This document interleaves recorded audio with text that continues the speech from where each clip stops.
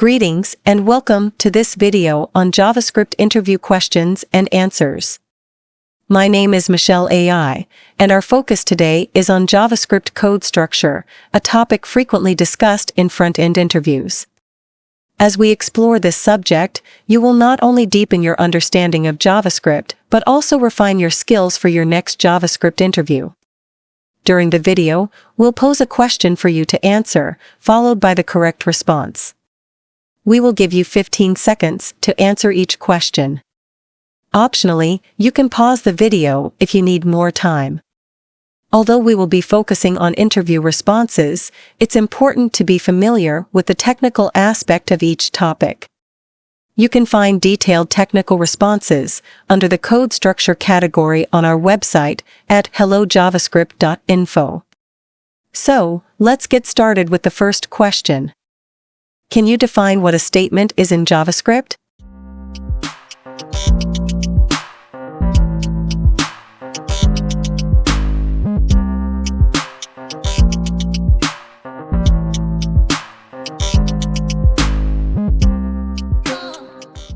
Here is the interview response. A statement in JavaScript is a single, standalone instruction that performs a specific action or computation within a program. Let's look at a quick code example. In this example, the first statement, on line 1, declares a variable x and assigns it the value 5. The second statement, on line 3, calls the console.log function to output the string hello world. The third statement is a conditional statement, on line 5, that checks whether x is greater than 0, and prints a message to the console accordingly. Each of these statements performs a specific task, and together they form a program that can perform more complex operations. Now for the next question. Can semicolons be omitted in JavaScript?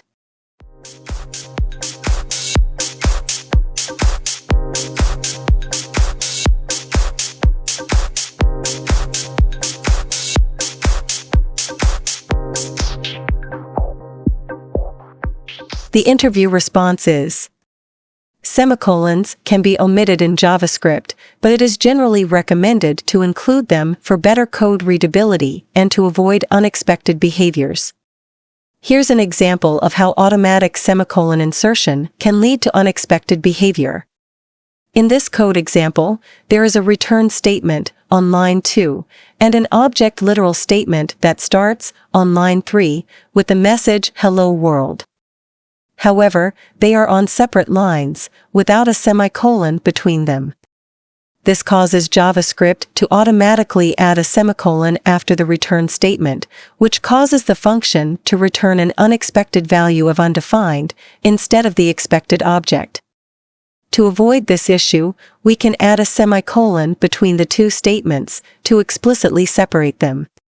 This will ensure that the return statement only returns what it's supposed to, while the object literal statement does not interfere with it. In example 2, the return has a semicolon on line 2 that explicitly ends the statement and returns undefined, and the object literal is treated as a separate unrelated statement that creates a new block, but does not affect the function's return value. Let's move on to the next question.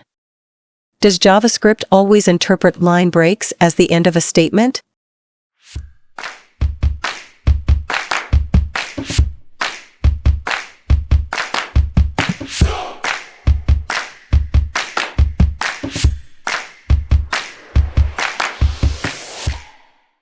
Here is the correct answer to this question.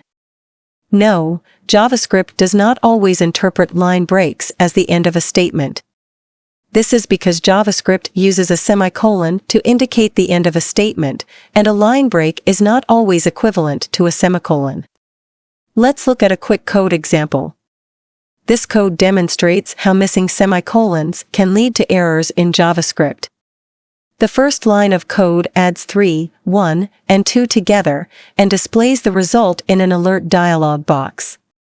This line works as expected because it ends with a semicolon.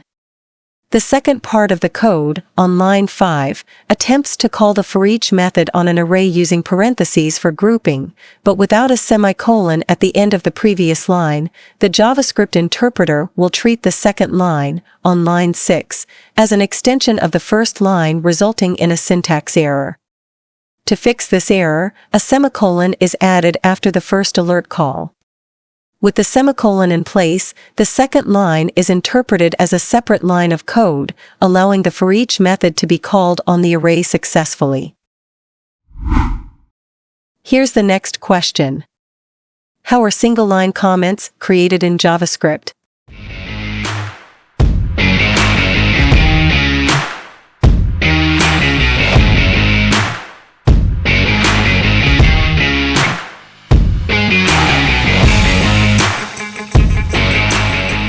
The correct interview response is: in JavaScript, single-line comments can be created by using the double / syntax, followed by the comment text. The text following the double / will be ignored by the JavaScript interpreter and will not be executed. Let's look at a quick code example. In this code example, the first line is a single-line comment, and the second line includes a single-line comment at the end, after the semicolon. We use single-line comments to provide explanations or context for code, as well as being used to temporarily disable or comment out code during testing or debugging. It is important to note that single-line comments are only valid for a single line of code and must be repeated for each line that requires commenting. This is the next question. How are multi-line comments created in JavaScript?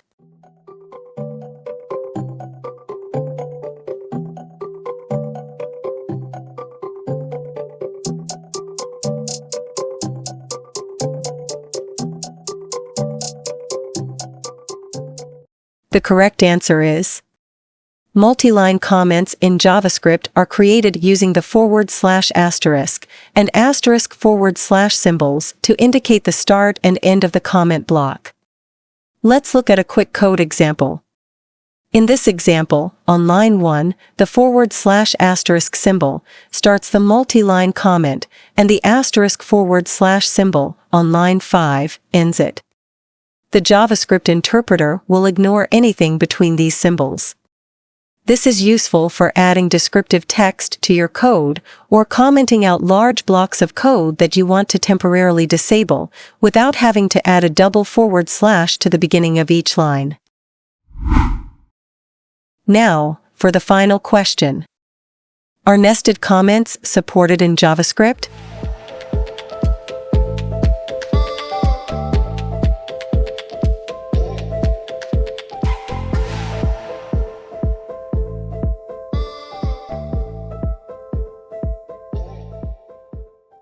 This is the correct way to answer this question. No, nested comments are not supported.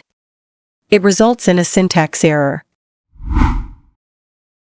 We've now come to the end of this video on JavaScript code structure. We hope that you found it to be informative and valuable. Be sure to join us for the next video, where we'll look closely at strict mode in JavaScript. Thank you for watching.